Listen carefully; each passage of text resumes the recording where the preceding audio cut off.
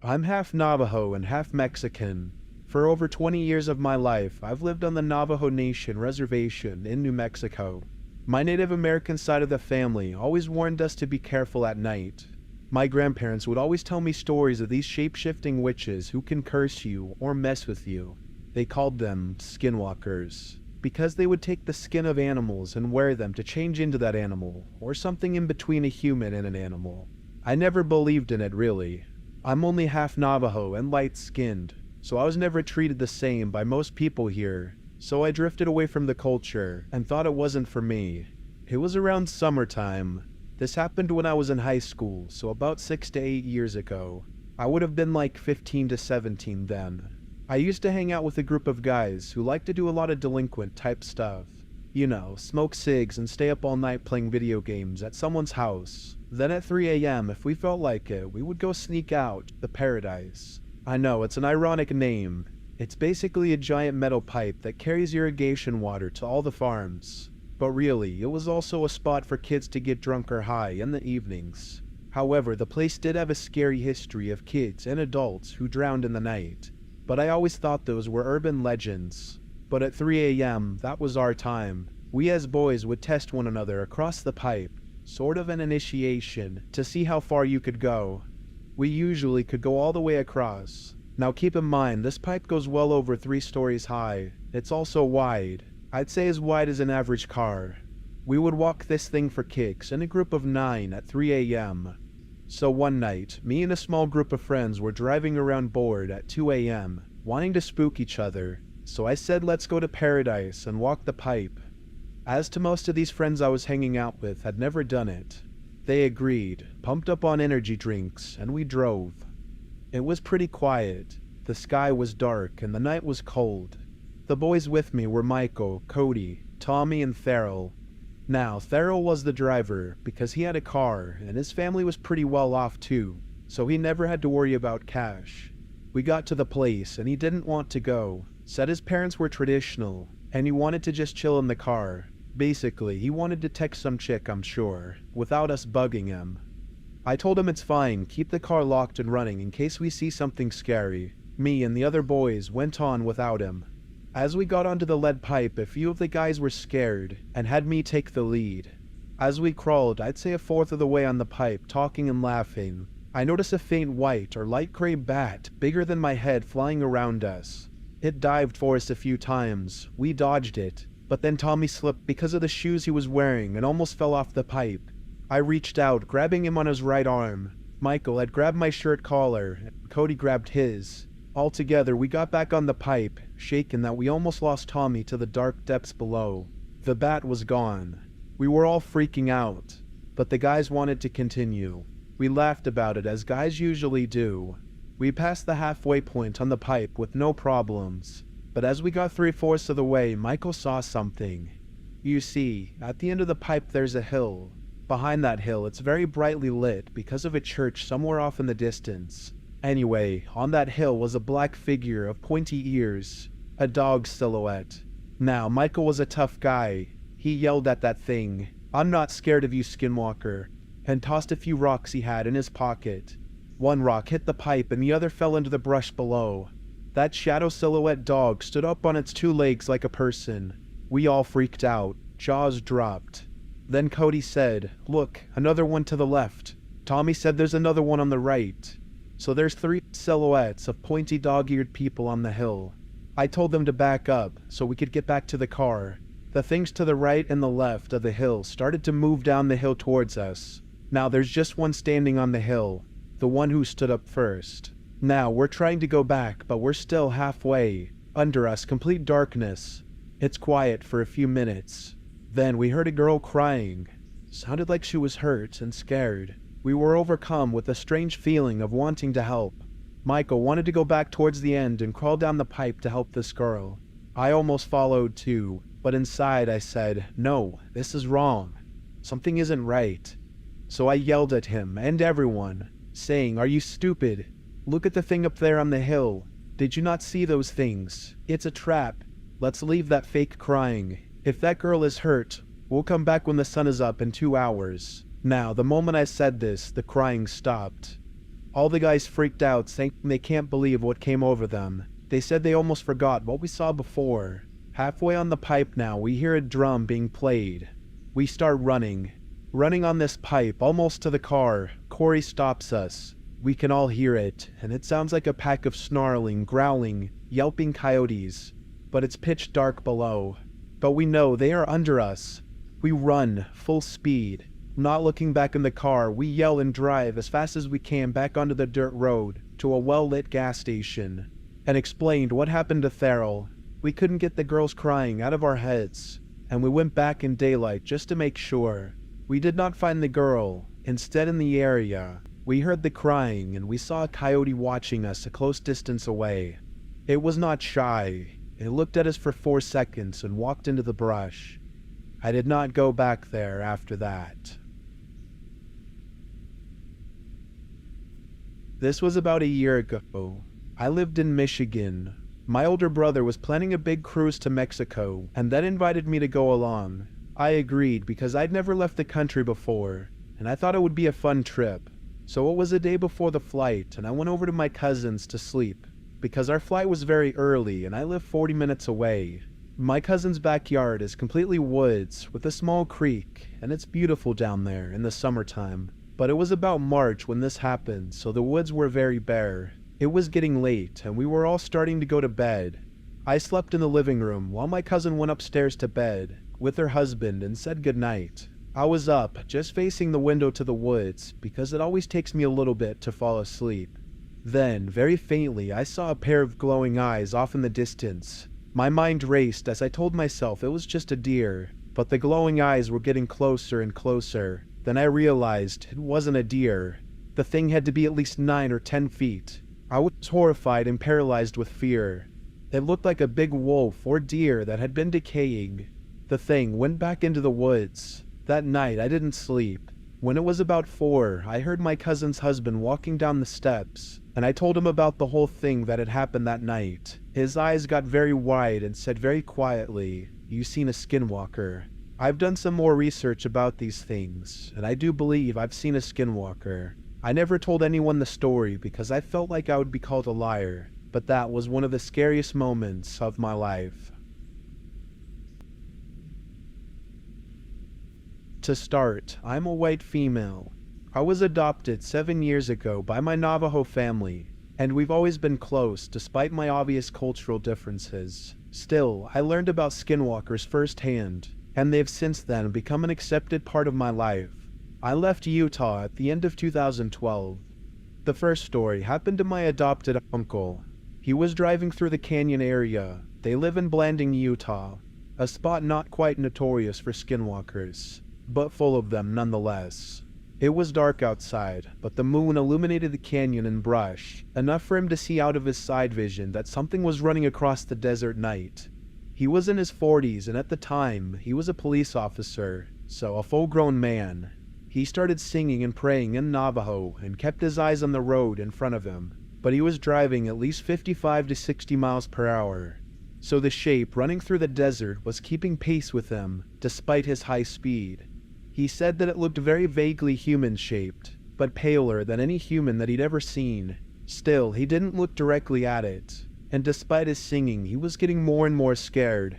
One thing my Navajo family always taught me was that these creatures feed on our fear. This one certainly seemed to. My uncle was shaking and sweating when this running thing picked up speed, outpacing his truck, and that it was maybe 30 yards ahead of him. It made a sharp right and began to run towards the road. He knew it was going to directly intersect him, and he made up his mind to put the foot on the gas. So it got closer and he sped up, and just as the two crossed paths, it jumped onto the road. He saw it for the first time then. He described it as a skinny man in jeans, with a plaid shirt, typical reservation wear, with a long face and big yellow eyes that looked like cat eyes. Its arms were thrown up over its head, and its hands were kind of flying behind it. The worst part was its mouth was open and seemed disconnected from its jaw. The chin was just flapping around, about a foot below its nose. It leapt onto the road and just as quickly jumped out of the way of the truck, and he didn't see it again. He prayed the whole way home, and they had a ceremony shortly after that. Another encounter happened to my adopted brother, who was one of the most level-headed and unshakable men I've ever met. He was 30 when this happened. He was at their dad's house, partaking in one of these ceremonies, which happens in a Hogan. The rule is that you never leave the Hogan alone, because the magic and energy that you make in one of those ceremonies is kind of like a supernatural light beacon. You never know what kind of creatures you're attracting. Still, Eric, my brother, was a pretty rational guy and wasn't afraid of the dark. He's been in the Hogan for hours, chanting and praying and all that good stuff. He needed a smoke break and to take a leak, so against the general rule, he edged out of the roundhouse and out into the night. There was nothing around except 15 or 20 parked cars, all close to the ceremony area. It was a large gathering, so Eric did his business with no incident and lit up a cigarette. He was standing there, staring off into space, when he got that feeling of being watched. To shake it off, he walked away from the Hogan about 20 feet and scanned the desert. Everything was quiet, except drums coming from the back of the tent and singing within. Just as he was about to shrug off his weird feeling and chuck his cigarette butt, he saw it. Under one of the vehicles, a dark shape with two shining eyes. The eyes were animal-like. They didn't glow on their own, but had reflective light in them, and they glinted right at Eric. They were yellow. The creature didn't have the shape of any animal he'd recognized, though. He explained it to me that it was shaped like Gollum, really skinny with a round human head. Eric walked towards the vehicle and bent down to get a closer look. Dust scrabbled around and he could hear a skittering noise. One bony arm shoved gravel his way, and the next thing he knew, the creature was gone, and the vehicle was empty. But then he smelled this disgusting, puke-worthy stench. And he got scared then, because that's one of the worst things in Navajo culture. Bad smells are treated very seriously when they're assumed to be supernatural. So he straightened back up, and then he realized the source of the smell. A shadow fell over him, covering him from behind. He is around 6'2", so this thing, he said it was at least 7.5 feet. He was shivering and didn't move as it approached him from behind, until it was standing inches away. He could feel it. He could smell it, see its shadow, and then the worst thing. He felt it breathe on his neck. Eric said that it sounded like a horse or a cow when it snorts, and its breath was warm. When he looked at his feet, he saw his shoes, and behind his right foot, a big hoof. So he closed his eyes and started to sing, and right in that moment his dad and uncle got a terrible feeling from inside the Hogan. They bolted up and exited, calling his name. They found him shivering outside, too terrified to talk, and too terrified to stop singing in Navajo. It took Eric months before he shared this with us, and he did so expecting us to laugh or call him crazy, but I completely believe his story. I was 15 when this happened. I have some family in Arizona, so I decided to go out there for the summer. I was very bold and stupid. My grandmother used to say, "You're like a young wolf cub, always trying to figure out your fangs. That can lead to trouble." I didn't understand at the time what she meant by that. My uncle, let's call him Tom, told my cousins and I when I arrived not to go out at night. I thought to myself, why not? Sure, the place is colder at night, but I'm 15, almost a man. So I waited until he, his wife, and children went to sleep that night. I snuck out of the house quietly. I was wandering around, looking at everything, houses, stores, etc. I had walked 2 to 3 miles away from the house when I realized that I needed to take a leak somewhere away from the streetlights. I found a house with no one living in it not too far from the road. I stepped off the street, going around the right side of the house. I was in the middle of doing my business, and I thought I heard a cry from a little girl, but it sounded somewhat off, like if it was coming from a tunnel or something far off in the distance. I listened closer for a while before stepping in that direction I thought it may have come from. I yelled, "Hey, little girl, where are you?" Then the crying just stopped. I was confused. What was going on? That's when I heard it. My own voice, but not quite right. More like a growl reply. "I'm scared. Can you come to the other side and help me get home?" The home was almost a dog's growl. My mind was racing now that I was fully creeped out, and I felt an overpowering need to run. As I turned to do just that, I heard movement from somewhere behind me. At the same time, I started smelling something like rotten meat. Looking back, I saw it. I think it was trying to look human, but the way it moved, like a movie zombie, all stiff. Though once it saw me, it started moving much smoother, plus its eyes were wrong. They look like dog eyes when light hits them at night. As it moved closer, the thing tried to mimic my Uncle Tom's voice. I just ran from it, but as messed up as its walk was, the thing was fast. I ran full speed, but the thing was catching up fast. The thing passed me, then turned into the middle of the road. I saw something about it, now that it was in the streetlight. Not only was its eyes dog-like, but the face was no longer human, but looked like a coyote now.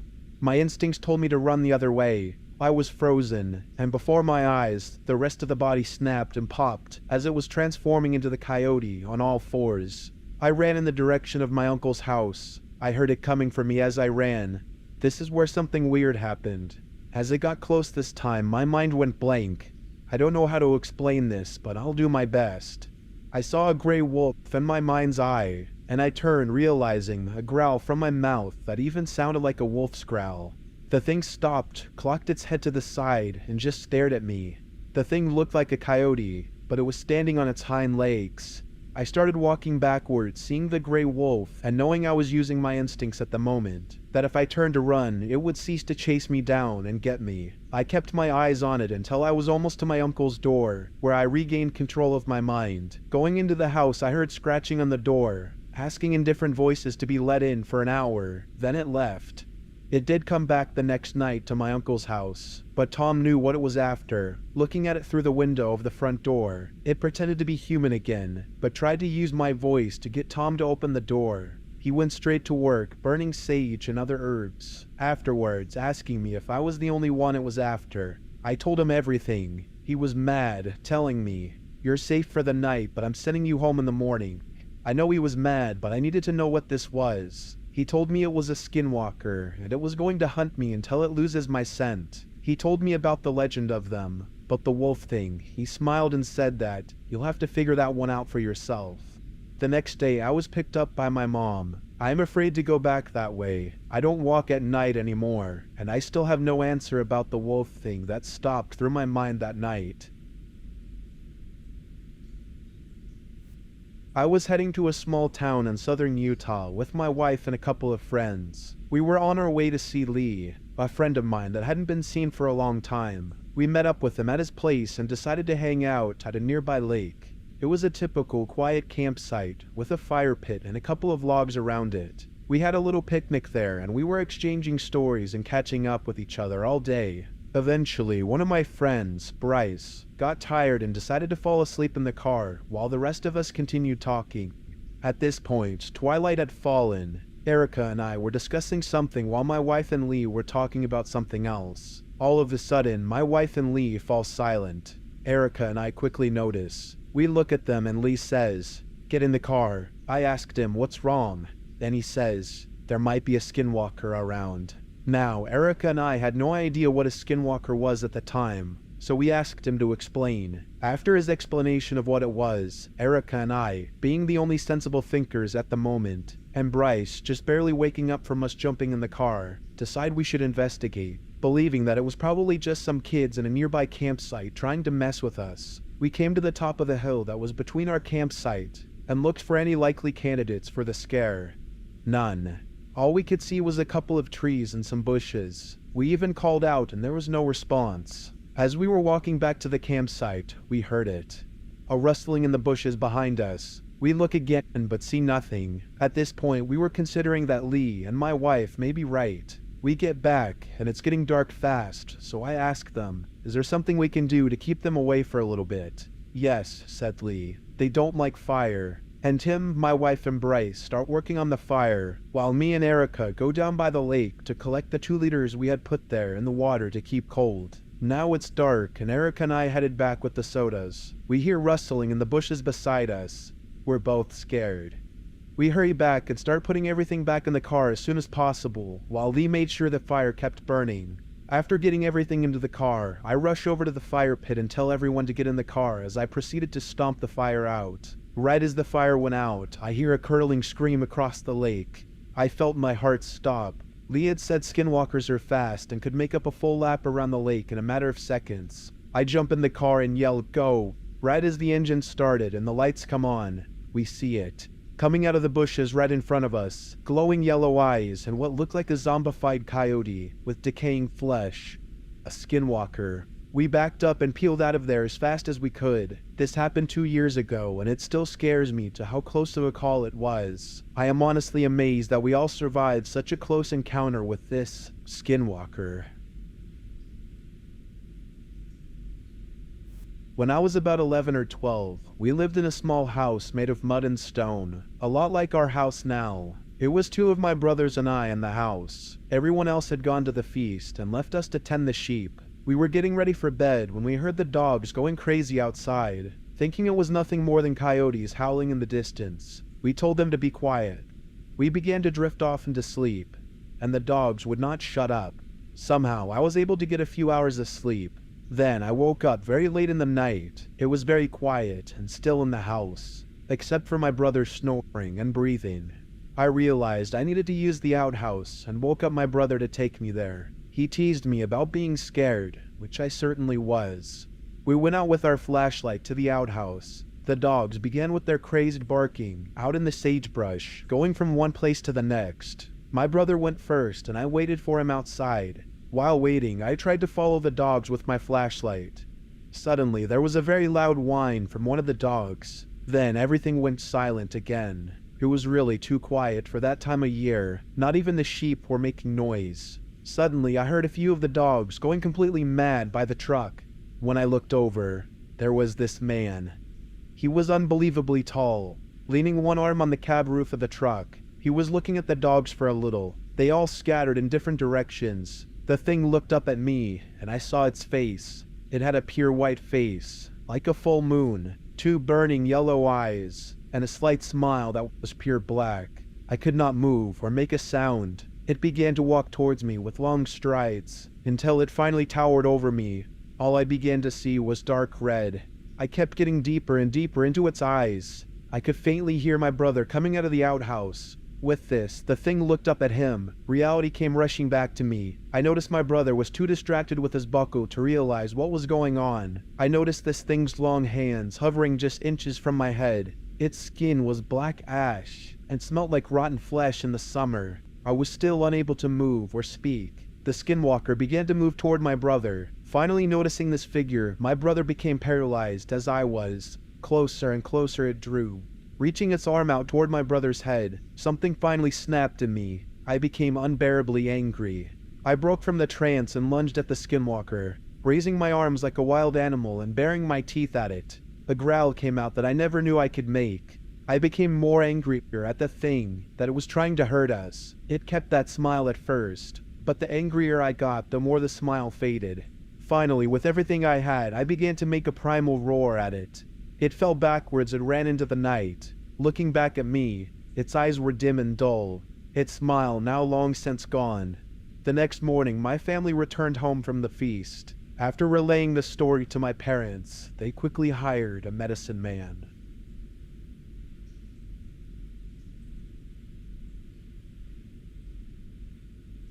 For context, I live in the Midwest in a suburban area. My boyfriend lives about 30 to 60 minutes away from me, depending on if I use either the interstate highway or the city roads. That being said, I usually take the interstate, then take the highway partway home, since the highway is only about a mile or so away from his neighborhood, and I take it all the way to the interstate. There is also another road I can take, a paved country road with 1 lane on each side of the road, with no streetlights. It eventually meets up with a few main streets, which are numbered roads, and it will take you back towards the highway and city. I'm sorry for all the background about the roads, but I feel it's important. And I feel like my choice was a definite sign that the butterfly effect is always in works. On to the story. Earlier today, I went to pick up my boyfriend and we basically hung out and binge-watched a TV show I recently got him in. Around 11 p.m., he says he probably should go home since he works in the morning. I agree and drive him home using the interstate with no problems. We kiss goodbye, and then I am on my way out of the neighborhood and towards the street that takes me to the main roads. If I turn right, it's a straight shot to the highway. If I turn left, I could take it down to the country road for a bit of a late night drive. I decide to take the latter. I turn left. then turned right at the stoplight and began to drive through the dark country night. So I had my windows rolled down and my music up, just letting the breeze come in. It was pretty windy, so my car was swerving a little, and you couldn't see the stars or anything because the clouds were taking over the sky, building up a storm. I thought about switching on my high beams to see better, but the road was really curvy and had lots of hills, and I was afraid of accidentally blinding someone coming from the opposite direction. What happened next makes me glad I didn't turn them on. On the left side there was a small patch of woods with overgrowth. To my right were wide open fields, and in front of me was a hill. Toward the crest of the hill I saw something beginning to cross the road, something large and dark, with what looked like antlers on its head. I thought maybe at first it was a deer, or even an elk, and I slowed down. But when I got closer, I realized something was wrong. One of the things that were wrong was it was moving very slow, like it was hurt or something, and it didn't even glance at me. It just kept moving toward the patch of trees on my left, which I thought seemed weird. I felt like it should have at least acknowledged the sound of my vehicle. The second thing was, this thing, this animal that I presumed was a deer or an elk, couldn't have been. It was at least the size of a moose, but that couldn't be right, because where I am from, there are no moose. We had deer and maybe some elk, but no moose. I felt a cold wave of dread wash over me as I watched this moose thing make its way across the road, and then it stopped, and it looked right at me. It twisted its head so fast to look at me I almost screamed. Its face was hideous. It looked rotten somehow, like it was withering away, and its eyes were so dark. I was so scared, it didn't have any eyes. There was something dripping from where the mouth was, and I could see sharp teeth poking from its lips as they pulled back into a sneer. I thought about reversing my car and hightailing it out of there, but I was frozen. You know how when adrenaline kicks, they say you either enter fight or flight mode? Well, they don't tell you that there's a third option, and that's to freeze. Which is exactly what I did. I just stayed in place, my hands still on the wheel, foot still digging into the brakes. I don't know how long I sat there staring at this thing, with the thing staring back at me, but when it started towards my car, I honestly thought that was going to be the end of me. I couldn't move, couldn't blink, could barely even breathe. All I could do was hope and pray that I wouldn't be ended by some freakish moose-looking monster, and then a pair of lights began to rise over the hill toward us. And as the other vehicle's high beams shined on the thing in the road, it let out a curdling scream that didn't sound entirely human. It was animalistic and sort of raspy. It's hard to explain. But I watched as that thing got on its hind legs and lurched itself across the road into the thicket of the trees and bushes, narrowly missing the other person. I knew this thing would probably come back if I stayed where I was, so before I could give it the chance, I slammed on my gas pedal and gunned it out of there, going well over the posted speed limit. I just wanted to get as far away from it as possible. Every dark curve or patch of trees or field made me feel so paranoid that I could see the creature again, and all I wanted to do was go home, and never, for the life of me, drive on that country road again. I made it home safe, but was shaken, and to cut a long story short, my family thought I was just being hysterical and had just seen a deer, but I know what I saw, and this thing wasn't a deer. It couldn't have been. I've read up on skinwalkers, but I'm not sure if it's what I saw. I mean, do they even exist out in the Midwest? I thought that was more in Arizona or New Mexico. Why would a skinwalker be here? Why would it come after me? Was it even a skinwalker, or was it something else entirely? Was it my mind playing tricks on me? What was that thing? Please, if anyone knows what it was, or has any idea of it, please tell me. I'm so scared I'm going to come across that thing again, and I don't know if next time I'll be as lucky. This is 100% true, so this will probably be a boring account compared to some of the other posts here, but I wanted to share this memory somewhere, and maybe get opinions on the matter. I grew up in Albuquerque, New Mexico. My mom would often take us camping in the summers. This particular camping trip was somewhere in the vicinity of Shiprock, New Mexico. My mother took my older brother Chris, 10, and myself, 8, camping often in those days, and preferred dispersed camping on BLM/NPS land to camping in merged grounds.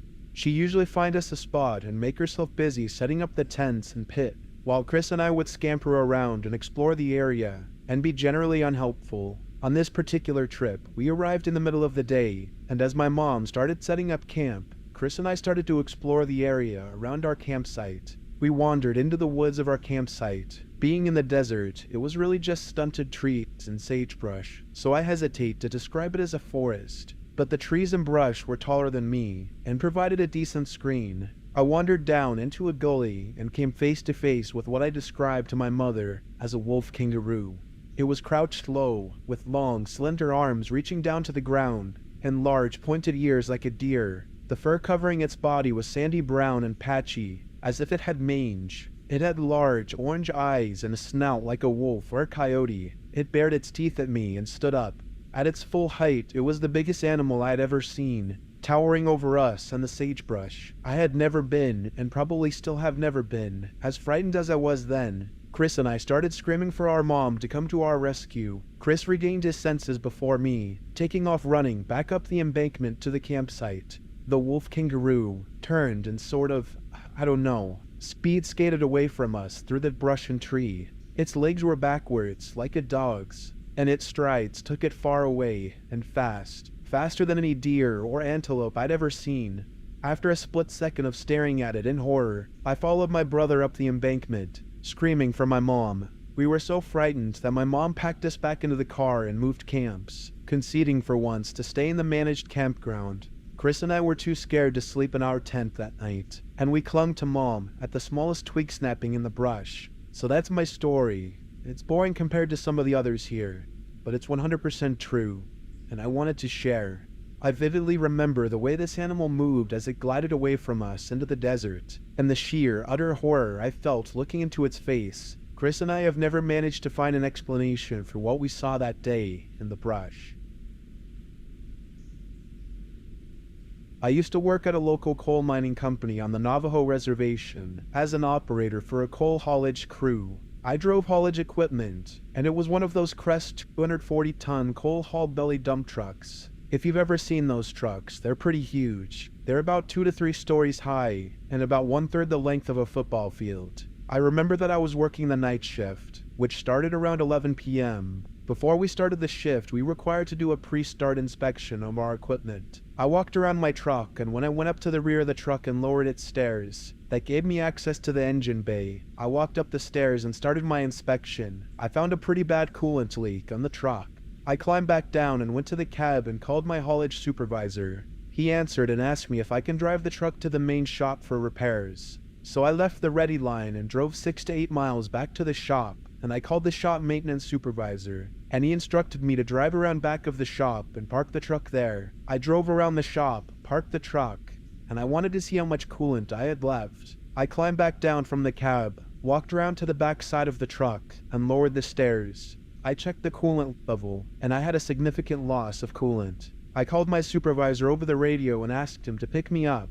As I started to walk away from the truck towards the shop, I seen it. It was big, like a bull. It walked weird. Patches of tan fur missing, blotches of blackened skin, and its head was big. The head was as large as a pumpkin, and it wobbled around like it was unbalanced. It had an unnatural look, nothing like I'd ever seen. This thing walked on all fours and about 4 to 5 feet tall. It was about 100 feet away and was walking toward me. My first instinct was that it was a sick dog, mange-infested, and malnourished. It continued to walk toward me, and I thought this sucker might be sick and have rabies. I took out my flashlight and shined the light at it, yelling at it to stay away. It continued to walk towards me. It was then that I noticed it wasn't alive. Its eyes did not give off any reflection, and were black and solid. It was unnatural.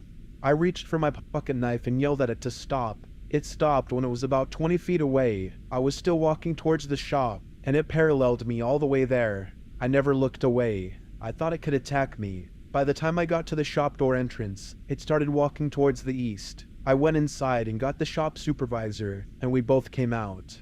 It wasn't about a minute later, and it was gone. We walked to the east, and my supervisor drove up. Now, there was only one way into the back side of the shop, and my supervisor should have seen it. He didn't. I explained to him what I saw, and he said he didn't see it on the way into the shop. My supervisor said that I saw a skinwalker, and that it usually was seen walking around the shop. The rest of the shift, I stayed with my supervisor. I think he was scared. I wasn't scared, nor did I go into shock like some people describe. It was an experience that I would never forget.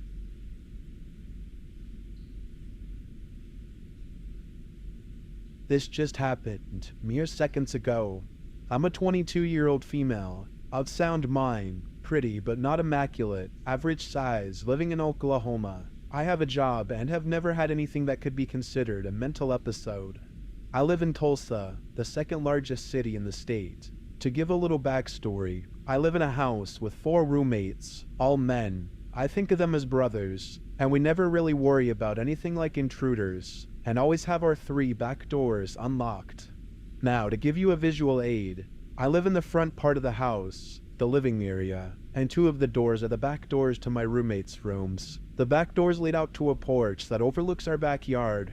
The backyard is large, though it's a pretty urban area. It snowed a few days ago, and there's still some snow on the ground, and it's freezing. But there's no smoking in the house. I put on my jacket and throw on some slippers. I grumble to my roommates about having to go outside to smoke alone, but trudge out our back doors anyways. I usually bring my phone or another person's, but this time I didn't. I've been bringing people because I've been hearing strange noises. I'm not the only one either. My other roommates have heard them as well. Sounds that resonate in our backyard, but seem to have no place. They sort of sound like chimes. The fence surrounding our yard is wood until about halfway up, and then the chain links start. So it's about 12:30 a.m. and I'm on the porch smoking when something catches my eye. Now, I have 2 cats in my house, my boy cat and my roommate's female cat. There's a cat that wanders around and tries to sneak in from time to time, and I notice this thing that caught my eye is close to the ground and wiggling.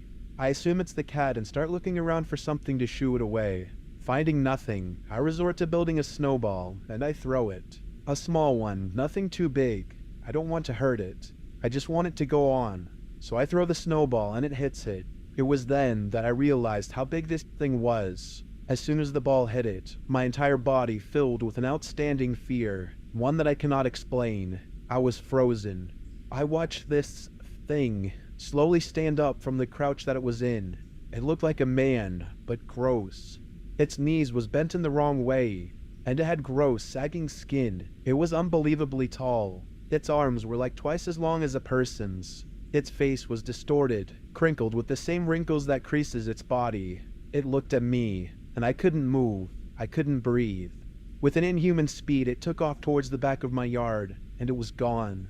My feet started moving again, and cigarette still in hand. I crashed through the doors into my house. I screamed to my roommates to lock the doors and tried to calm my trembling. I can't get the image of this thing out of my mind. I can't calm myself. They keep telling me that I'm tripping, and that can't be real. But it's Christmas, I'm not on any drugs, and I know what I saw. I'm terrified. What do I do? What did I see? Update. 1:43 a.m. I forced my roommate to go outside with me, and there are prints in the snow. While I can't confirm that they are the creatures, they appear too large to be that of Tyler's or my own. My cats won't go anywhere near any of the doors. And when we were outside, we heard what sounded like a cat, but it's weird. It had an almost garbled undertone. The leaves were moving as well. I'm terrified.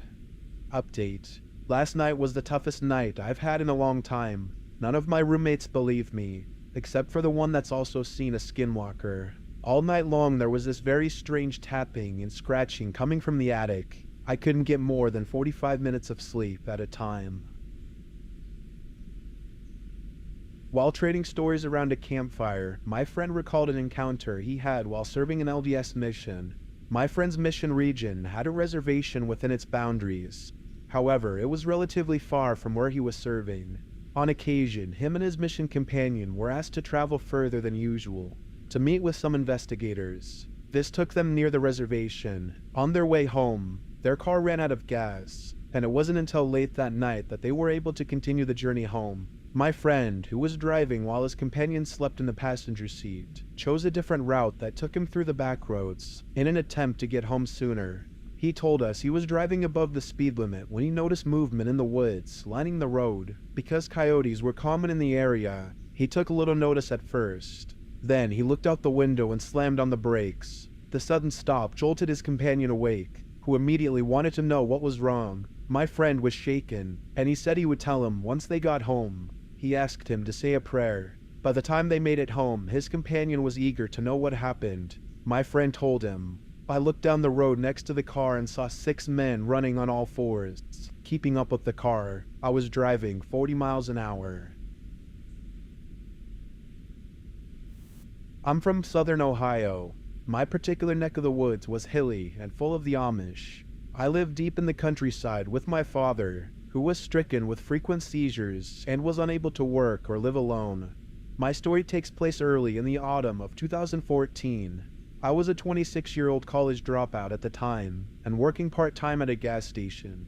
Thanks to this, I had a lot of free time on my hands, most of which was spent hiking in the woods surrounding my home. On one of my many solo hikes, I saw something that changed me. As stated before, the seasons had just changed to autumn, and the trees were just starting to change into the many brilliant shades that time of year is known for. I had decided after one of my shifts at work to get one last extended hike in before the cold started to set in for the year. I had left the house around 2:30 p.m. and told my dad I'd be back around 7 p.m. for dinner. Warm sun, but with a cooling breeze, remarkably low humidity, and not a cloud in the sky. Perfect weather for a hike. I had been walking alongside a creek using a large branch turned into a makeshift walking stick, my usual route, for around 45 minutes when I realized the woods were quiet. Too quiet. I stopped to listen, and aside from the running water to my right, there was not a sound in the forest. After shuddering from a chill I attributed to a breeze that had cut through the trees, I continued my trek, trying my best to match the silence of the woods with each step. Another 45 to 60 minutes passed, and my trail separated from the creek and began to loop back around towards my house. I had always dreaded this part of the hike due to the steep hills that laid before me, and stopped to take a breather. After resuming my hike, I had made it nearly 3/4 of the way through, when I felt a strong wind at my back, then a loud crack somewhere in front of me. About 40 yards ahead of me, and about 15 yards to the right of the trail, a young white-tailed buck stood alert, but unaware of my presence. After a few seconds of taking in the beauty of the creature, I noticed that the wind was still blowing, and thought it was strange that the buck hadn't noticed me. I had always heard that being upwind of a deer would ensure that he'd be noticed, and that the beast would flee. Shrugging it off, I continued walking, making sure to remain silent as to avoid spooking the buck. After walking about 15 yards, I noticed movement in the direction of the deer. Looking, I noticed he was no longer alert, and began walking slowly through the brush, but I noticed something else as well. The deer was now around 30 yards away from me, but in between us, close to the ground, there was a pitch-black mass moving under the cover of foliage. He was much closer to the buck and approaching him. He had yet to notice it. I froze, waiting to see what the strange creature was, as coyotes are the only common predator around here, and this was way too large and much too dark to be one of those. After the distance between the two forest dwellers shrunk to what couldn't have been more than 10 yards, the hidden beast stopped, and with it, the wind. Time seemed to freeze in that moment. The deer suddenly looked in the direction at me and flinched, as if it was going to sprint away, but before it could take so much as a step, a large black cat lunged at it, and instantly took the deer to the ground. While shocked at the appearance of this foreign predator, I remembered that there have been stories and eyewitness reports going around for the past couple of years of a large black mountain lion roaming the hills in my county. I could no longer see the animal through the brush, but I didn't need to see to know what it looked like. Quietly, I continued along my path, wanting to avoid disturbing the feasting feline. As I walked along, I realized I was getting a clearer view of the cougar. It was bigger than I expected, having only seen them on television or in books, and the color was mesmerizing, a deeper black than anything I'd ever seen, almost as if it was pulling the light towards it, never to escape. I stopped to marvel at the cat, and as I did, it began eating. I felt bad for the deer, but it was the circle of life and all. What felt like minutes couldn't have been more than a few seconds, and I was hit with a horrid smell attributed to the deer. I noticed that the cougar wasn't black all over. Its face and hands were the typical color. Wait, hands? Why did it have hands where the paws should have been? I began to study the creature more.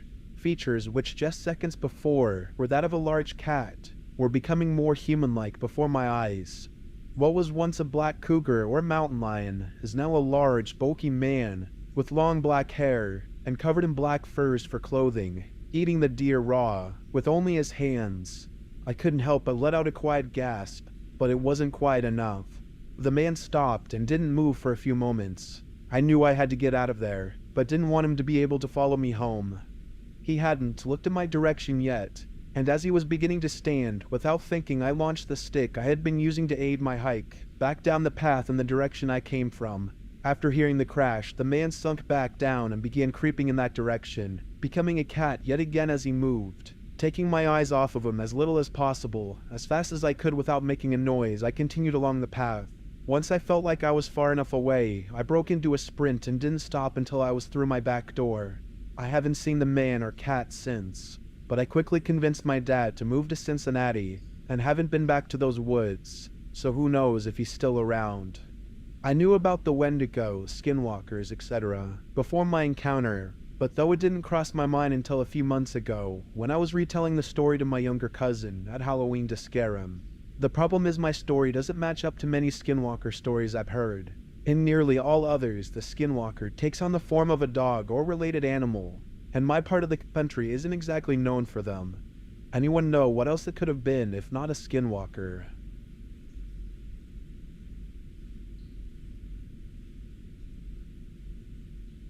The first thing that I can remember of that night was it was a cold, crisp evening out in the pasture. The grass was tall and crunched beneath me with every footstep. I saw a dried red trail and I thought it was a deer that had been injured. I brushed it off. I kept walking until about midnight, and it was even colder than when I started. I had walked for miles and was about to turn home. I felt a presence, so I looked back and saw my friend smiling at me. I could smell a horribly putrid smell coming from the direction of him, with every gust of wind.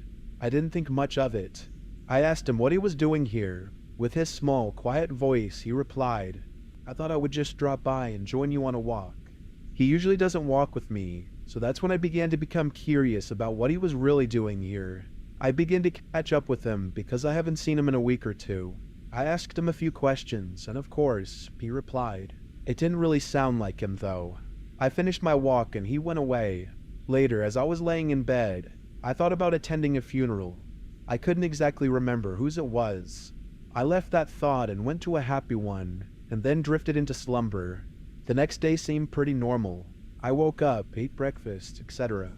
I even went into town to grab a few things from the store, like some gas, groceries, and other stuff like that. I came home and stocked my pantries, and sat down to see what was on the news. I found out that a man went missing. I didn't hear the name or see the picture because the TV lost signal. I started to feel uneasy. I didn't know what for. I thought I would just keep that to myself. It sounded like a good idea, so I stuck with it. I carried out the rest of my day normally. Later, I got ready to go for a walk. It was getting dark out, so I grabbed my flashlight and headed out. A few hours passed, and it was really dark outside. My friend appeared out of nowhere, and then began talking like normal. He still smelled terrible and wasn't acting right. I began to think back to what I thought the night before. I remembered I was going to my friend's funeral. He had been missing. He died. How was he here right now? I put two and two together and finally realized what was before me. From all those stories I've heard, skinwalkers tend to stink terribly, and they take on the shape of whatever animal or person they got to. The head looks very much like my friend's. I realized that when it started to grow its legs out, it says, "You look like you saw a ghost," with an expression that had been a mix of anger and adrenaline. It was what a killer looks like before they get somebody. I saw all the skin that was previously on it melt off, and it turned into a 10-foot tall gray thing, and when it turned slowly back to its bony structure, I just stood there, almost to the point of insanity, with fright. It stared into the deepest part of my soul, and I felt it. With all of my might, I ran off into the forest. That thing followed me. I found a trail that led deeper into the trees. My flashlight beam was dancing side to side while I ran. It was one of the most hypnotizing things to me. It was until I stumbled and almost fell. I hastily regained my balance and kept running. It was getting harder to see. My flashlight, the batteries were wearing out on it. I had to find a place to hide or tire this thing out enough so I could change the batteries. I knew that thing was just trying to tire me out, because it didn't look like it was straining at all. It looked like it could do that for hours at a time, so that told me my second option wasn't a choice for consideration. After about 100 yards of sprinting, I took a sharp corner and climbed up a tree real fast, and it kind of worked. That thing was puzzled on where I went. I didn't realize it, but I had my hand over my mouth trying not to make a sound. It screeched. I had goosebumps so big, my shirt shrunk 2 sizes. It sent shivers down my spine and made the hairs on the back of my neck stand straight up. It sounded like a bird with the screech of a demon mixed together. I could not believe how it sounded. I had only heard something like that once before, when my teacher would put her nails on the chalkboard and slide them. I silently changed the batteries on my flashlight and reassembled it. I took off one of the old batteries and chucked it into the woods further off. I heard it crashing in the distance and heard the thing take off after it. It sounded like it was a car on the highway. It just took off. I climbed down and ran in the opposite direction of which I threw the battery. I turned my flashlight back on and started going faster. There was some deer running behind me. I thought nothing of it and went on. That thing came up from behind and got one of the deer. I stopped to catch my breath. The dust from the path had kicked up and now blinded me from the view of that thing, and hopefully, it had lost all sight of me too. I was wrong. I heard those same words coming from nowhere, but everywhere at once. It had a slight echo to it. In a faint whisper I heard, "You look like you saw a ghost. How about I comfort you?" From the thick dust, it jumped down next to me from above. It screeched and ran after me. I had already started running. I had tried to jab a stick into it, but it stayed alive and full of energy. I got lucky. It got tired. It stopped after hours of running. I found a stream. I took a few sips from its clean, fresh water. I sat down on a stump. It was soaked. I turned my flashlight on and looked where I had been sitting. It was red, smelled like iron, and was dripping. It was coming from my leg. The Skinwalker got it. I took the sock off and tied it around my leg. It burned, but the dripping slowed. I knew I better get a move on before something else happens. I was in the middle of the field when I heard a screech. I just ran home. I was soon there and the gash was bad. I got some rubbing alcohol and poured it on there. It burned like the fuse of a firework on the 4th of July. I got some water, then rinsed it out. I felt a little burn from the alcohol, but not much more. The sun was coming up, so I made some coffee and went into my Saturday and got out of there. I have told this story many times over and almost nobody believes me. I was almost put into a padded room with a straitjacket on because they thought I was crazy. That was until they saw the scar. There was almost nothing that could match the look of that gash. It had the signature mark from a skinwalker.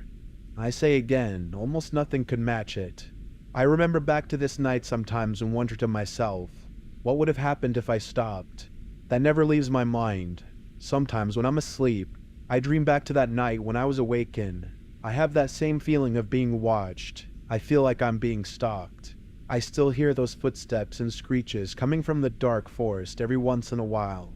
There's nothing like them. This happened when I was 15 years old.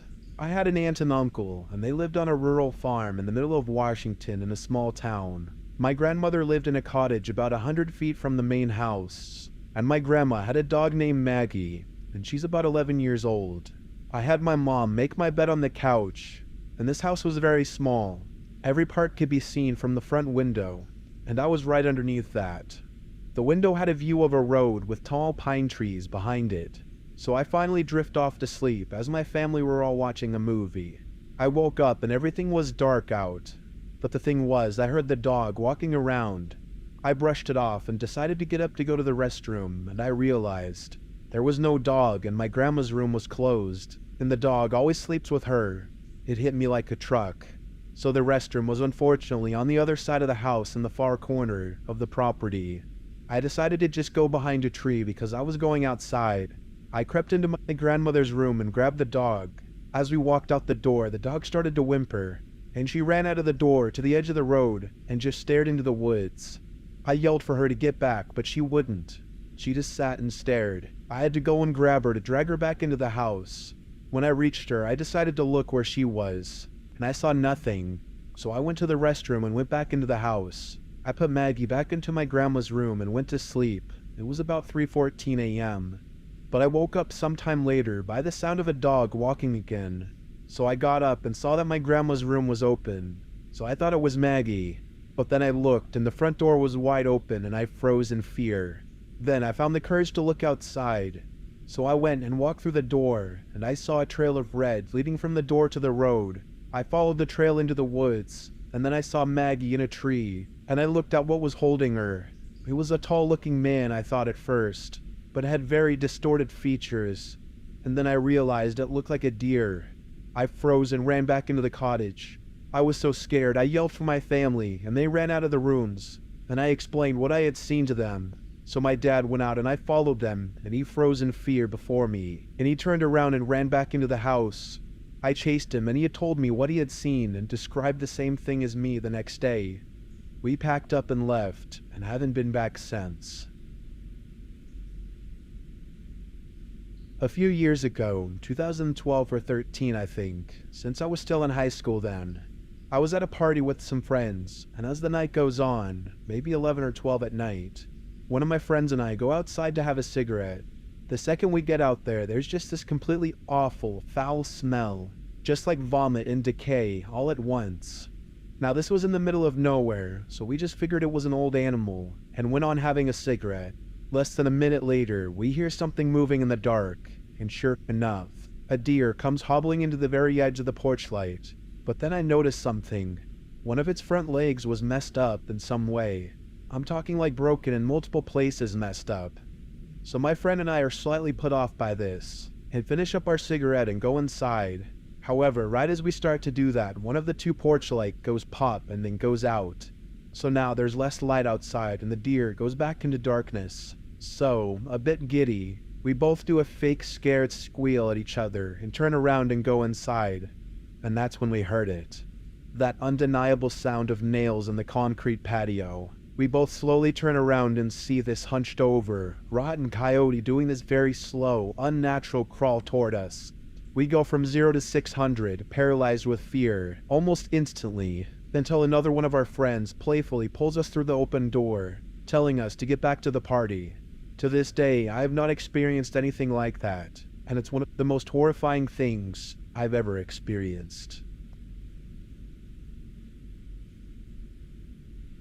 Last night, I had an experience with what I believe to be a skinwalker. I was sleeping on my couch. I'm in the process of remodeling my bedroom. It had been storming on and off all night, but in that moment, the wind was only blowing. It was about 1 in the morning when I was woken up by a very strange noise. I can't describe it that well, but it sounded like an animal call, except as if a human was making the sound. It was a long, deep noise that kept on going, almost like a foghorn. It sounded like it was right outside my window, in my backyard. In case you're wondering, I live in a country near the Ozark Mountains, and directly on the Trail of Tears. I've lived out there, in the middle of the woods my whole life. I've heard and seen everything: bears, deer, cougars, raccoons, coyotes. But the sound that I heard that night wasn't like anything that I've ever heard. I'm not going to lie, it scared the absolute hell out of me. I immediately went to my bedroom. I have a window that looks into my backyard as well.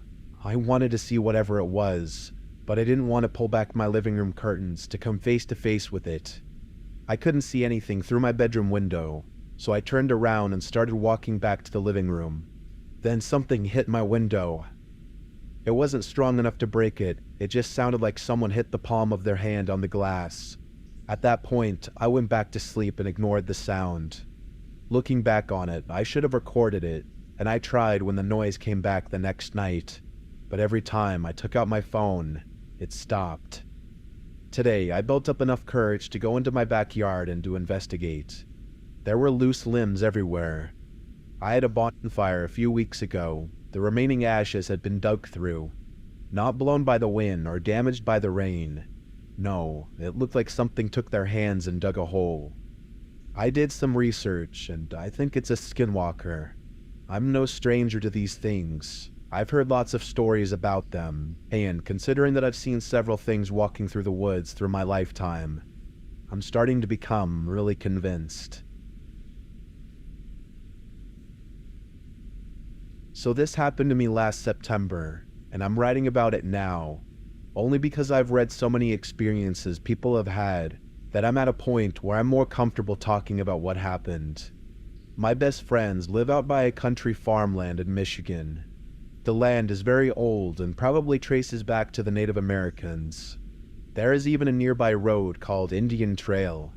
Well, it was around 1:30 a.m. and I was leaving their house. And to paint a visual of what their yard looks like, the driveway is in the shape of a U, and they have many cars parked except for this one part near the front of the house where there is a giant evergreen tree nobody ever parks in front of, and a light that hangs over to illuminate this area. Where my car was parked is the furthest to the left, and I have to walk across the entire yard and past the tree in order to get to my car. Well, as I left that night, I reached about the center of the yard and suddenly felt my heart rate was skyrocketing. This happened out of nowhere, and I started running to get to my car as fast as I could. As I got into my car, my front windows were foggy, and as I started the car, there was a small patch clearing up at the bottom of the windshield where I could see clearly. And that's when I saw the thing squatting by the evergreen tree and watching me. I have never had that feeling as though my body was burning at 300 degrees and my heart was in my throat throbbing. I looked through that small patch of my window, which was now growing larger, and the thing wasn't moving. It was still frozen in place and squatting. It was not human, and it was not animal either. My body went numb. All of this happened in a matter of 30 seconds, and I backed out of the driveway and drove down the dirt road to get home, probably driving 70 miles an hour. I immediately repressed what happened to that point, and I don't even remember how I got home. The next day comes around, and I go over to their house again, and I was sitting in my friend's room, and I told her that I saw something in her yard last night. And she freaked out at me because she said it could have been a robber or a dangerous person. And I told her no. It wasn't a person. I described it as the khaki man, because it looked like those saggy khaki tan pants, but only the entire body was that texture. The head was bald, with ears folded into the scalp, and pitch black, beady eyes, like round buttons. Well, her husband overheard me talking about this, and he entered the room halfway into the story and waited for me to finish, and told me that him, his dad, and brother have all seen it at once, and they called it Gollum, like the creature from the Lord of the Rings. I didn't know what it was, and they showed me a figurine of it, and it had similar resemblance to it. None of them ever seen it more than once. I told them that I didn't want to know anything more about it, and I tried to erase that this ever happened because it literally flipped my entire perception of this world around. Anything is possible. And while I've had paranormal experiences growing up as a child, I wasn't too scared about things like that. But to come across a creature that is not something my brain could have ever comprehended at this point. I believe that all kinds of things are out there. But all this time has passed since and I'm still traumatized from it. I don't want to live in fear, and I still visit my friends frequently. But ever since then, they always walk me out if I'm leaving late at night. After a couple months passed, I decided that I wanted to know what it was that I saw. And after diving deep into online forums of people's paranormal experiences, I came across a story mentioning the term Skinwalker, which I never heard before, so I decided to look it up, and that's what sparked my interest on researching more. I have read tons of stories online about encounters others have had with Skinwalkers, which led me to research more about Navajo Native American folklore, and the one who walks on all fours. A part of me thinks that it could have certainly been that, but another part of me is not so sure, because this thing almost looked alien, and not so much like a coyote, although we often hear coyotes in this area late at night. I described what this looked like to my friend who lives at the house, and she illustrated a spot-on picture of it that I'll attach here. I would love to hear from any of you with possible insight related to the subject of skinwalkers, as well as if you've seen anything like this. I have had some nightmares from it, and have thought about possibly talking to a Native American shaman who owns a shop nearby, but I'm not sure how I could approach a topic like that because it's a topic they don't like to speak about, which is why I wanted to share it here first.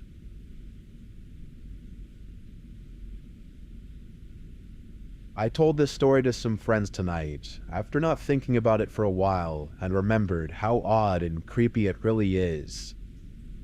The man who told me about this terrifying experience in the Colorado wilderness is one of those distinct relatives that everyone has. They're your third cousin, twice removed, or something to that effect. I'm not positive exactly how we're related, but he's an incredible guy. I'll call him Greg. Greg is a decorated green beret with a silver star to his name that he earned by capturing the leader of an Afghan sniper cell without incurring any casualties. Despite his status of a huge badass, and not his inconsiderable size, 6'3", 200 pounds, Greg is a teddy bear, just an extremely humble, kind person. I have a lot of experience in the outdoors and have lived in Colorado for most of my life, and Greg and I had an extended conversation about our adventures in the woods at my grandmother's house for Thanksgiving. We were sitting on the couch wearing tacky holiday sweaters when a conversation turned to hunting. Greg mentioned offhand that he used to be an avid hunter, but had an experience that turned him off to it.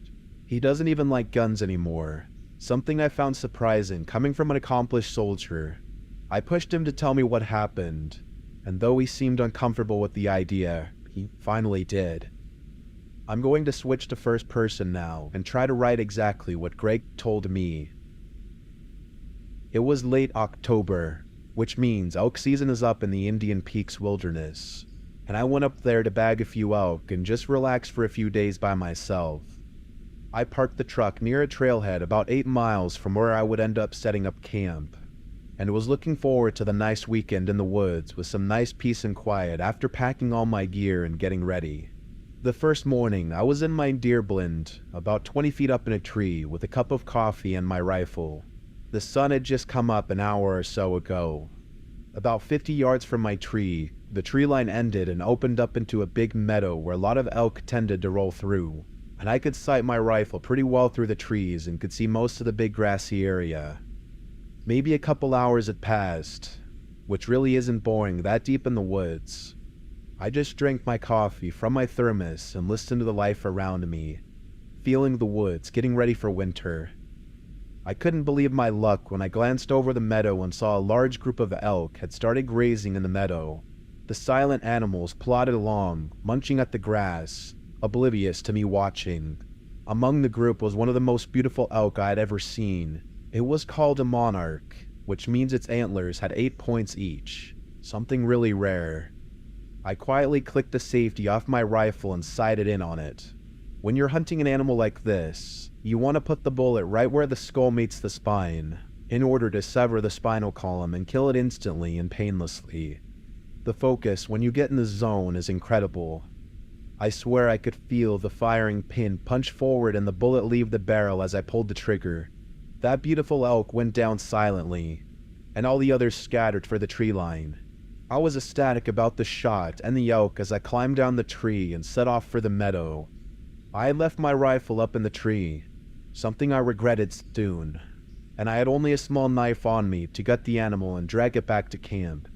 As I was making the short walk between my tree and the meadow, I noticed that the woods around me were completely silent. Some of this is normal after you fire a gun in the woods, but for it to drag on this long was unsettling. I thought nothing of it and continued the short walk through the dense pines. As I was about to clear the trees and step into the meadow, I noticed something odd. I could see the elk's body lying in the grass through the trees, but there was something else there. There was what looked like another elk, antlers and all, on the opposite side of the dead elk from where I was coming to walk out of the tree line, almost looking as though it was gently nuzzling the other elk's dead body. This was weird. To see another elk treat a dead elk like this, they usually just scatter, but I continued to walk towards it, hollering in an attempt to startle the other elk off. It snapped its head up and looked at me. Over the body of its fallen friend, the strange new elk eyed me with its unafraid glare. I say glare because it didn't feel like an animal looking at me anymore. Its glassy black eyes gave me the same caught red-handed feeling that you got when your parents catch you when you're doing something wrong. I felt suddenly uncomfortable, out of place into the woods that I loved so much, and somehow hated and guilty. I no longer wanted the elk. I stopped dead in my tracks and watched this animal as it eyed me angrily. What it did next gives me nightmares to this day. It stood up, and it was not an elk. The thing that stood before me on the other side of the dead elk must have been lying on its stomach, and put its arms down and pushed up, putting its legs under it. It reared back, glaring at me all along with its evil glass eyes. My breath caught in my throat. Most of its body was at least somewhat human, but terribly emaciated and elongated. It appeared to stand 10 feet tall, not including the antlers atop of the elk head. It was bald everywhere but the neck up, and looked sickly pale pink. Its legs and knees bent backwards, like the back legs of an elk. This horrible, skinny, naked, unnatural thing just stood there, glaring at me with a hatred that was palpable. The woods around us were silent. It might have been seconds, minutes, or hours. I felt the disapproving parent feeling shift. I felt more like an ant under a shoe. I took a step back. My boots felt like 10 pounds. My body felt numb. And the noise of my footsteps was ear-splitting. I took one more and then turned and ran. Running through those thick woods is tough, but I ran faster than I ever have in my life. I passed under my tree with my $4,000 rifle still sitting in it without even slowing down. I ran all the way back to my camp, which must have been a mile before I stopped for a breath. It took me another minute to dare to look behind me. I was alone, but the woods around me were still silent and brooding. I wanted more than anything to pack up and go home, but I knew that I would not likely make it back to the car before nightfall, and I did not want to be exposed at night. I cooked an MRE in my tent and stayed there the rest of the day. When night fell, I wrapped myself in my sleeping bag and tried to sleep, but I couldn't stop myself from staring at every little noise. I kept thinking about the possible rational explanations for what I saw. Maybe there's a crazy guy out there who found an elk head and is wearing it around scaring people. But no explanation came up when I quailed the maddening fear that I felt. That horrible sense of being hated and guilty far from home. And nothing explained why that thing was 10 feet tall with inverted knees. As soon as the sun came up, I ran back to the blind and took it down. Then ran back to camp with my rifle and bag, packed everything up, and hiked out. I've never fired a gun in the woods since, and I don't ever intend to again. I'm not a spiritual person, but if that wasn't something in the forest telling me to leave it alone, I don't know what is. I can take a hint. I don't think I'll ever know exactly what that creature was, but I know what I saw. Next time you're up in the woods alone, be quiet, be respectful, and don't kill anything you don't have to. I thought at first Greg's story was too far-fetched to be true, but as he told it, I saw how truly scared he was. This confident, soft-spoken military man was shuddering through his story, hands shaking and face pale. I don't know what to make of it, but he said the area this occurred is one I'm quite familiar with, and it can be quite an eerie place. I have had a few experiences solo camping up there, but nothing on this scale. Sometimes being alone in the woods can feel like anything but. It just might be that there's some force out there, some inhuman creature that guards the woods. Just in case, I take extra care to be respectful whenever I'm among nature. You never know what could be watching.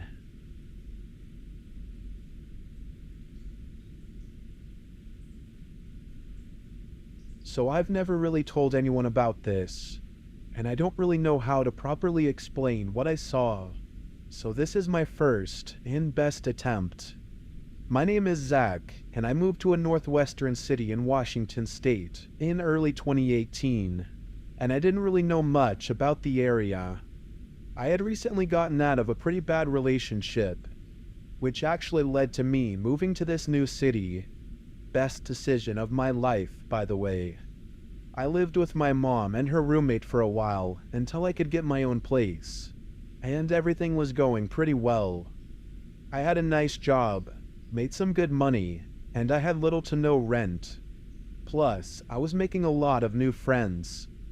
One night, about 2 weeks into my new move, my buddy, let's call him Jay, invites me to go play some pool and have a few drinks. It wasn't too late. maybe 9:30. So I happily accepted the challenge, grabbed my phone, which I had unfortunately forgotten to plug in when I got home from work, searched for my keys, and got in my car. 10 minutes later, after blasting Blink 182 and some Screamo music, I pull up to the bar.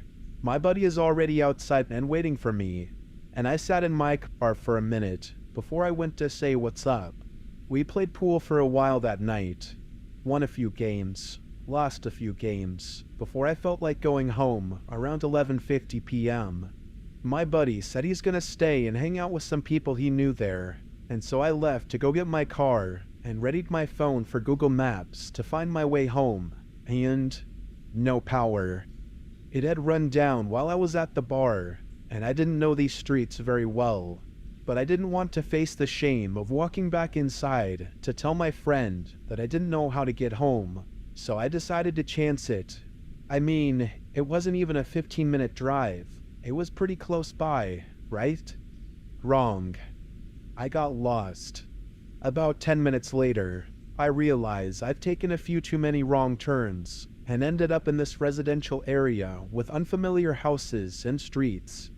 I kept driving on and on down these streets, trying to find a familiar landmark or familiar street name so I could find my way home, but all I found was more and more of these strange residential houses.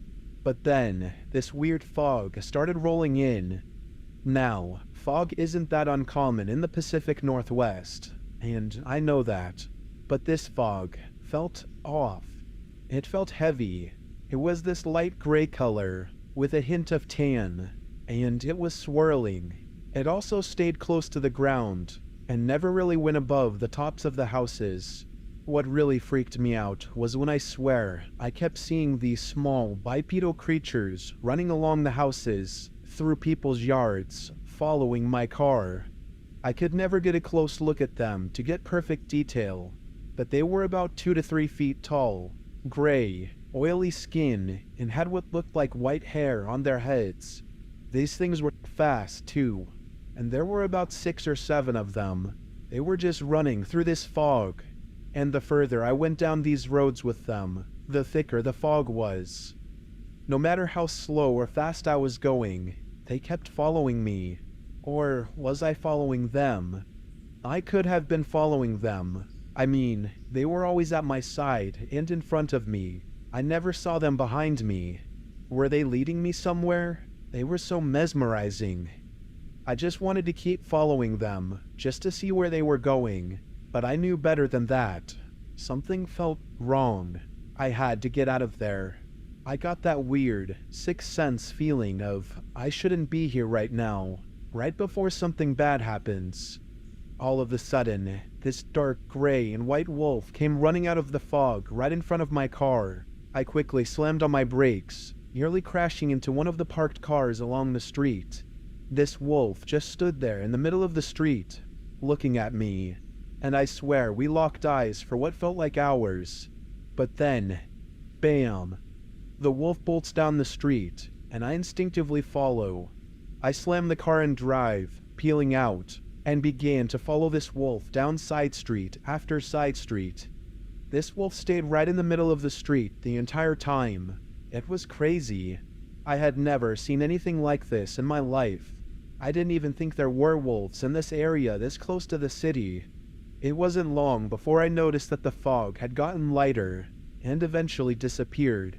That was when I realized that I'm on the road that I recognize, that actually leads me to the direction of my house. With a confused, amazed look on my face, I glanced back to where the wolf was at, just to see it dart off into the forest, never to be seen again.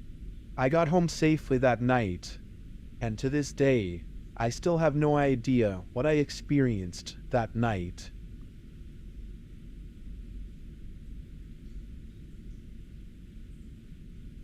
My 2 buddies and I went on a hunting trip for bull elk last November, and we're having a great time, to say the least. That, however, would soon change after what we saw on the 3rd day. Now, I'm not one for superstition, and I don't believe in ghosts and all that, but what we saw out there really changed my view about those sort of things.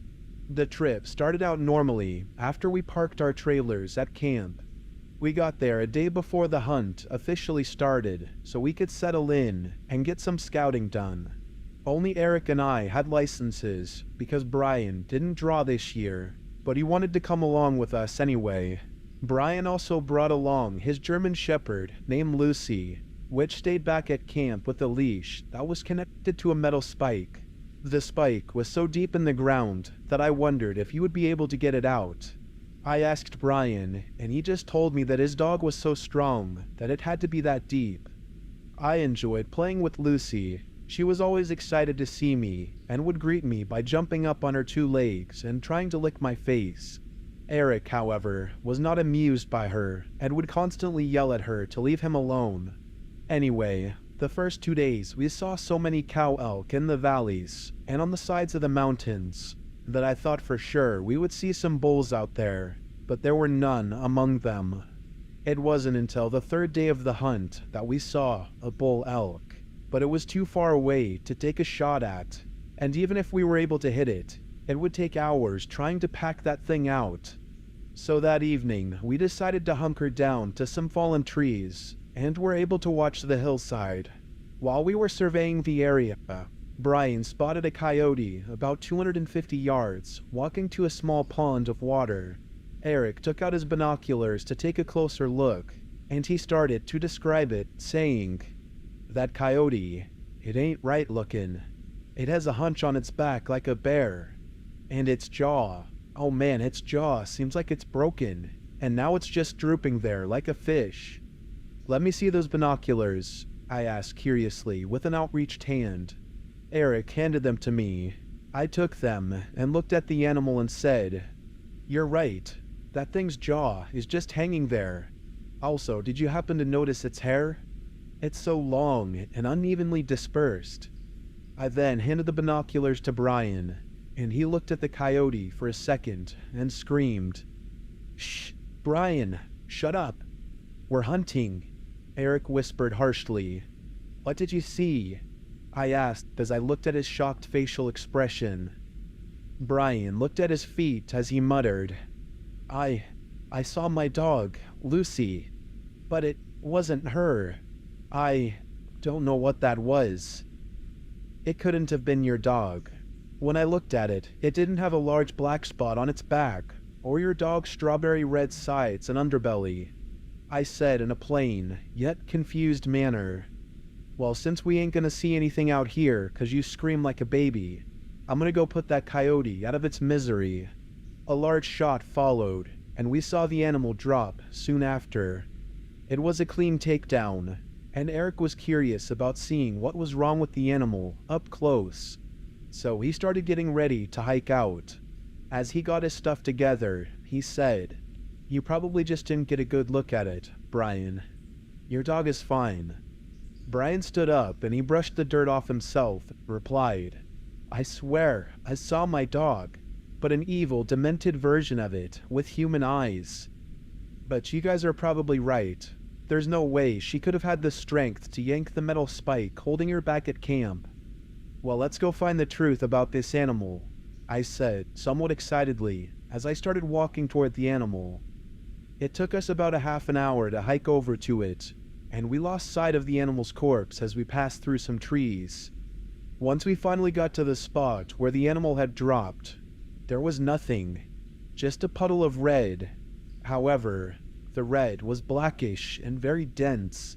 Eric observed the scene and started to scratch his head as he said, "There's no way it could have just gotten back up and walked off." I had an eerie feeling about the whole situation, and Brian was still afraid that it might have been his dog. Eric, however, noticed a trail leading to the dark tree line. Without asking, he started to follow it.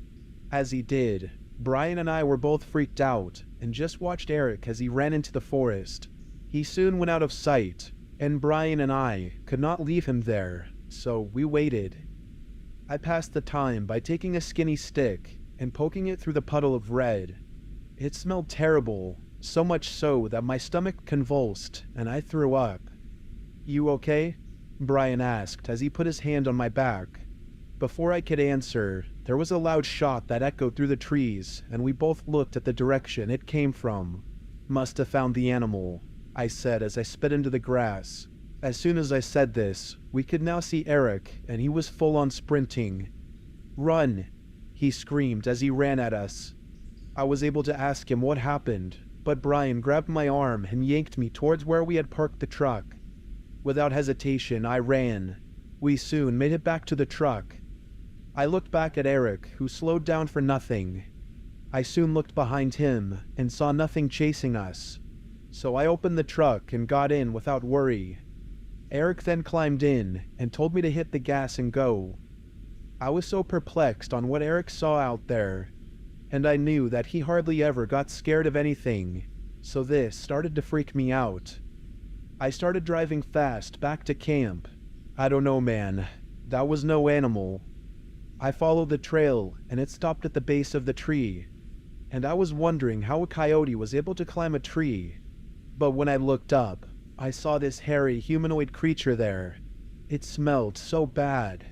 Eric went on about how scary that thing was, and how he was done with this hunting trip and wanted to go home. We soon pulled into camp and mutually decided that we were going home. I started to pack my things, then felt like something was missing. I then thought to myself, "Lucy? Where's Brian's dog? She usually is always excited to see us back at camp. She can't stop whining and barking to be set free." As soon as I thought this, Brian started screaming and crying. I ran over to where he was, and his dog was gone. However, on further inspection, I noticed what Brian was looking at.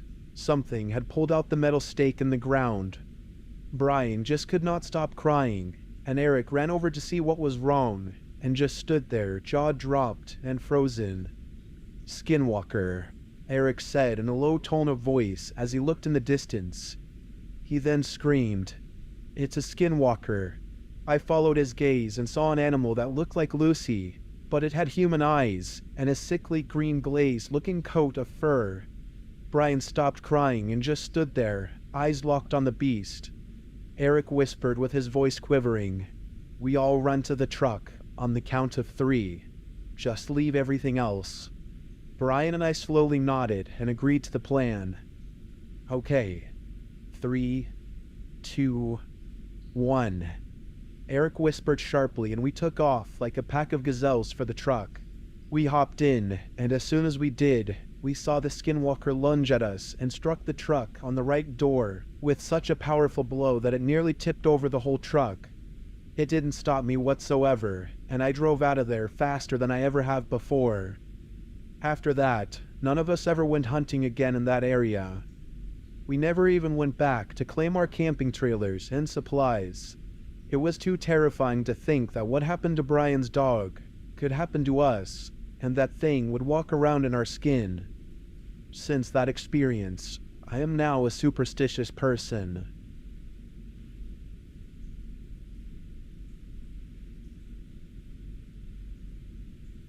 There are places in the Rocky Mountains that are known by word of mouth as forbidden areas. This is not because they are private property or owned by the government, but rather because of what lurks in their midsts. Anyone stupid enough to wander into these areas, even unknowingly, will be haunted, cursed, or most likely never heard from again. Many cases of missing people in the wilderness are people who have wandered into these territories and who have never come back. These restricted areas can be found all across the world in diverse places. I heard of some of these stories, and one mountain area in particular caught my eye.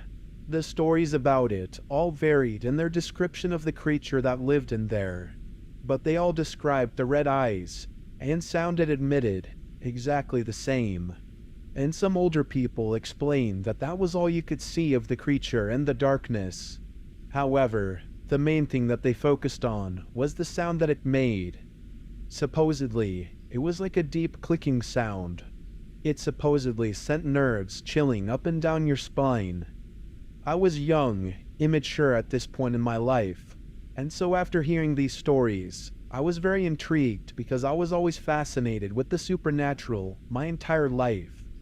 I had binge-watched all of the TV shows that involved ghost hunting, so I wanted to do some exploring for myself and act like I was some famous ghost hunter.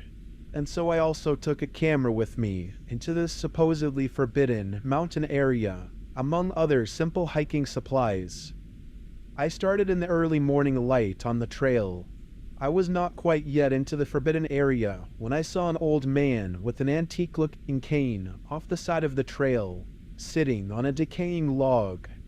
I nodded at him while keeping a steady pace, trying to avoid conversation with the man.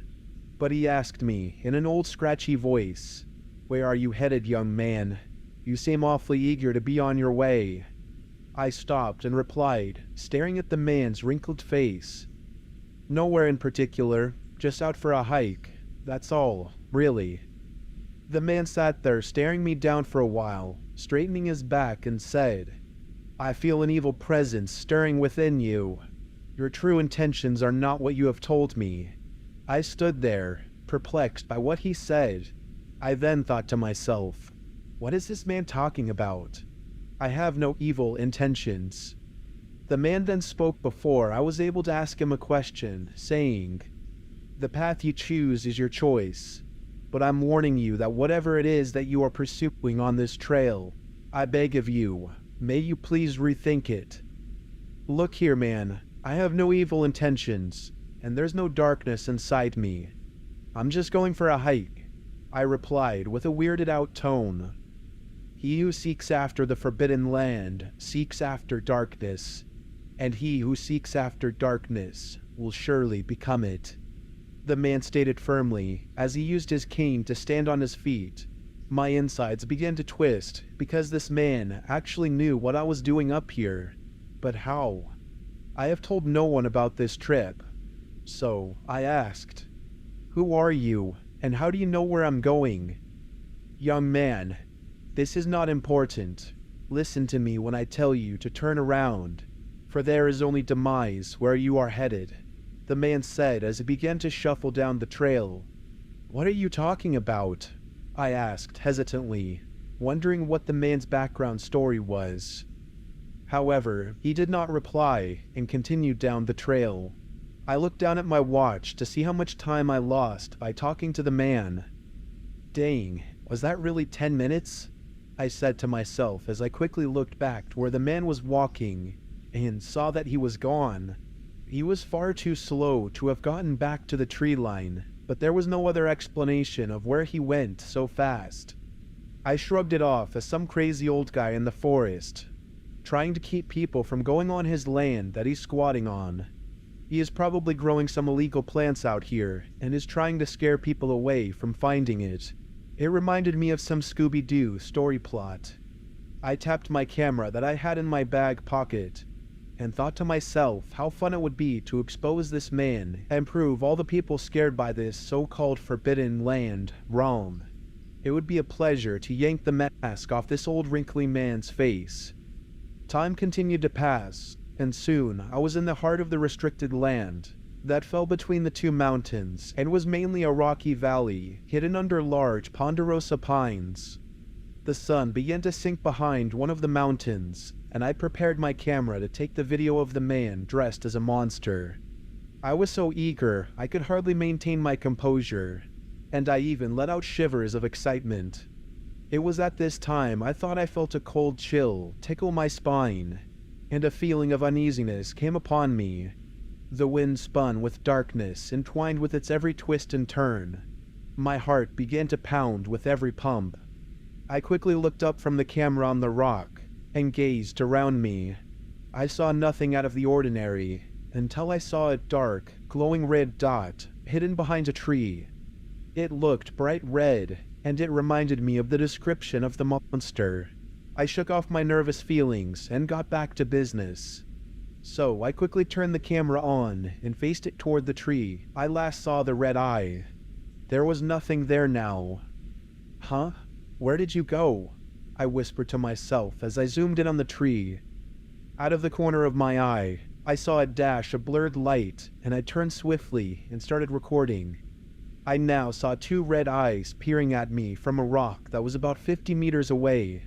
I once again zoomed in the camera on the rock the creature was on, and there was no red dots on the camera's view, but strangely, I could see them clear as day with my eyes. "Come on, pick this up," I silently screamed at the camera while doing all the adjusting I could on it, trying to get it to pick up the eyes. After a few moments, I looked up, and the eyes were gone, but a faint sound began to echo through the trees. Now I knew for sure that this was no animal, but had to be the creature or the man dressed like one. The sound began to become more clear and less faint. It started to scare me with every clicking type sound that cut through the already quiet breeze. I made sure the camera was recording just in case I was able to pick up the sound. I grabbed a stick that was lying nearby and wielded it. The sound grew louder with every aching moment, and my heart rate grew as it did. Then, straight ahead of me, the figure with its red eyes with black pupils was crawling towards me. It was a humanoid figure with patches of fur covering parts of its body, but the rest was a sickly pale skin with splotches. My stomach shot up and I was frozen in fear. I knew for sure that there was no crazy man dressed up as a monster by how it moved so inhumanly. As I stood there, the thing's clicking sounds grew louder and more aggressive and slowly crawled toward me. The only thing that I could think of was run. So I threw the stick at the beast and sprinted back into the trail, leaving all my gear but the headlamp I had on. At this point, the sun had gone down, and no remnants of it remained. I just ran, not looking back for any reason. A loose rock rolled out from under my foot, which set me barreling down the side of the rocky hill. My sleeveless legs and arms were all cut up now. Behind me, I heard rocks being knocked down and branches snapping, and that awful sound it makes grew louder. I thought about getting up and running, but my ankle ached too much. So I swiftly looked around for any cover, but the only thing I could find that was close enough was a bush with dried up leaves. I had no choice, so I curled up inside of it and turned off my headlamp. My heart began to calm down as I heard the creature become quiet. However, the thing's deformed human face, with holes for ears and a mouth large enough to swallow a whole animal, caught my gaze. Its eyes glowed in the dark, and I felt sick to my stomach looking at it, so I closed my eyes and prayed it wouldn't find me. After a few minutes of silence, I chose to open them, and the humanoid creature was there, just staring at me. I met its eyes, and as I did, I felt dread. All my nightmares popped into my head at once. The only thing I could do was scream. It then lunged at me, and my world went dark. The sun was shining bright in the clear blue sky. I slowly opened my eyes and remembered what had happened, and I jumped to my feet. I looked around me and thought I had gone to heaven. There were beautiful trees, soft-looking grass, and a cabin with smoke coming out of it. I headed toward it and knocked on the door. The old man answered with a smile on his old wrinkly face. "So, how'd you sleep? You've been out there for 2 days now," the man asked while brushing his hair on his chin. I replied in a confused tone and then asked, "What happened to that creature?" "Well, I knew you'd be stupid enough to not listen to me, so I followed you to make sure you'd make it out safe. Well, at least most of you would make it out safe." "What do you mean by most of me?" I asked hesitantly. The man's smile went away as he grabbed his cane and tapped my right leg. I could see his cane hit my leg, but I felt nothing. The old man cleared his throat and said, "Your leg is gone, if you haven't noticed. It's the price you had to pay for going into that land. Oh, and you're one of the lucky ones, young man. Many people go missing in these parts and are never heard from again." I stood there shocked as I rolled up my pants to see a wooden leg up to my knee. I was amazed that I haven't noticed until now. I then asked as I saw that he had all of his limbs, "How do you go on that land and not get attacked?" "The same way I was able to get to you. That thing hates light, but only natural light, such as a fire, not artificial light. Flashlights do nothing but edge on its curiosity. the old man said while opening up a plastic cooler. "So I guess my leg was eaten by the time you were able to save me?" I asked as I examined my fake limb. The man took something out of the cooler and turned toward me. He was holding a leg when he said, "No, my pet out there gets the scraps. I get the tender parts."